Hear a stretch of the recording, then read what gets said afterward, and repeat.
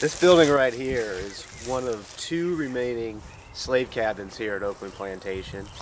Now the buildings were built in 1860, so slaves only would have lived here for a few years.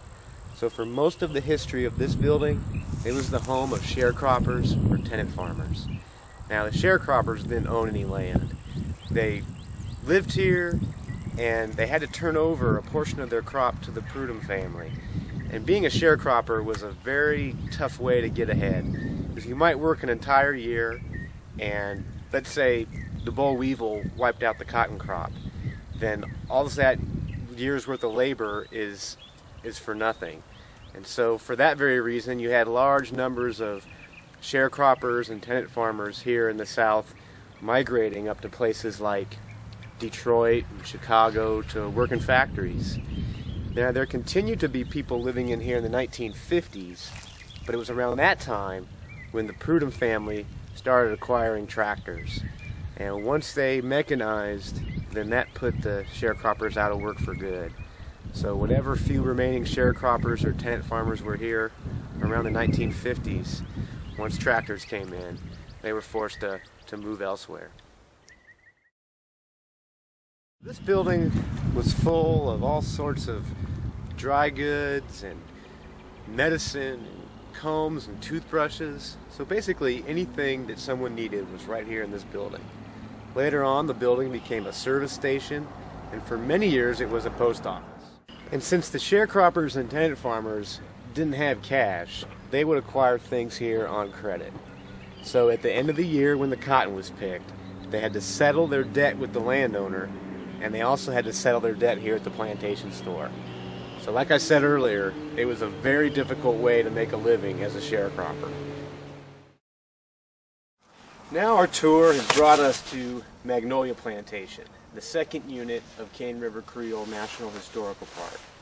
Just like Oakland, Magnolia stayed in the same family for 200 years. This is a bicentennial farm. The family that started Magnolia Plantation was the LeCount family. Now eventually, the LeCount daughters married into the Herzog family. So the Herzog name took over and would have the plantation well into the 20th century. Now, as we walk around Magnolia, you'll see a lot of similarities between Magnolia and Oakland. They were both communities of people with different buildings and different people doing different jobs that were part of this team that helped this plantation function. But there are some big differences as well. Probably the biggest difference you're going to see between Oakland and Magnolia is going to be at the very end of the tour. And I won't spoil the surprise for you, but it's a pretty cool ending. Behind me, you can see one of the remaining brick slave tent cabins here at Magnolia Plantation. Now, the first people to live in this building were slaves.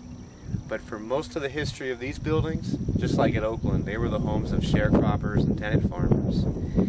And we're very fortunate today to have some folks who actually lived in these buildings with us. So rather than me talk about the building, I'm going to let members of the Randolph family share with you their experiences growing up in these buildings and growing up here at Magnolia Plantation. I'm Cynthia. My name is Thomas. And I'm Creole.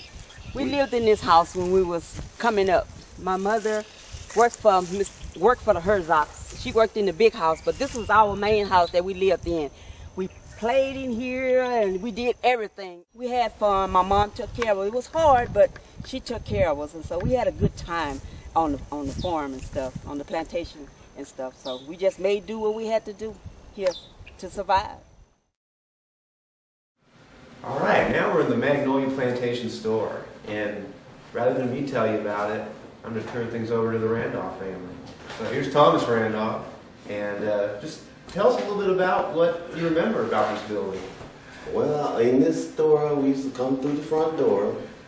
Okay, around on these shelves, you had clothes, you had shoes, you had a little bit of everything in the store that you needed.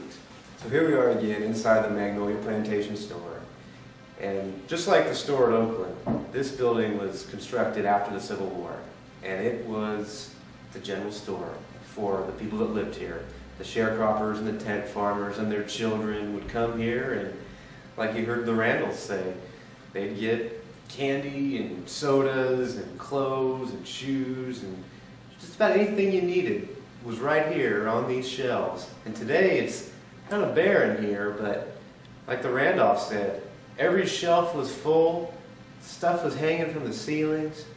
And so, I mean, in a way, this was kind of like a Walmart. Everything you needed was right here in this building. So here we are at the Magnolia Blacksmith Shop. Now, just like Oakland, Magnolia Plantation was a community of people working together. And the blacksmith was a very important part of this community. He made tools, he repaired tools, he made nails, he probably made horseshoes and shoes for mules. And a unique aspect of this building is what it's made out of. It's made out of a material called boussillage. Boussillage is mud mixed with moss or straw or some kind of organic material to kind of hold the mud together. Then they'd take that mud while it was still wet and pack it into the walls. And it would dry, and it's sort of like brick, or more like adobe, which they have out west. Cultures all around the world have their version of boussillage. It has a different name wherever you go. So they didn't invent that here on Cane River, but a lot of the buildings at Oakland and Magnolia have this in their construction. We're still on park property right here, but if you look behind me, just on the other side of those 4 big live oak trees, you can see the Magnolia main house. The main house sits on private property. It's still lived in by members of the Herzog family, and the Herzogs, they're descendants of the LeCounts, and the LeCounts were the family that established Magnolia Plantation way back in the late 18th century. Behind me here is the Magnolia Overseer House. So just like Oakland Plantation, Magnolia was a large operation, and they had an overseer here as well. Now, we also think at one time this building could have been a slave hospital. Again, these places were large communities of people. Magnolia was even bigger than Oakland. They had over 200 slaves here. And so when the slaves got sick and when they needed medical treatment, they needed a place to come. So we're pretty sure that at one time this overseer's house also served as a hospital or a place where slaves could seek medical treatment. Now, I mentioned earlier that during the Civil War, the family's house was burned down by Union soldiers. After their home was burned, the Herzog family lived here in the overseer's house for about 30 years until they built a new house, which is about 300 yards that way. Right here we got the Magnolia Gin Bar. Now, what we have in this building is something that you probably won't ever see anywhere else. Inside this building we have steam-powered gin and press. The gin, of course, is the machine that takes the seeds out of the cotton, and the press is the machine that takes the loose cotton after it's deseeded and presses it and compacts it into the bales. Now, that equipment was steam powered, but also in here we have a mule powered 1830s cotton press. Now, that 1830s cotton press is very special.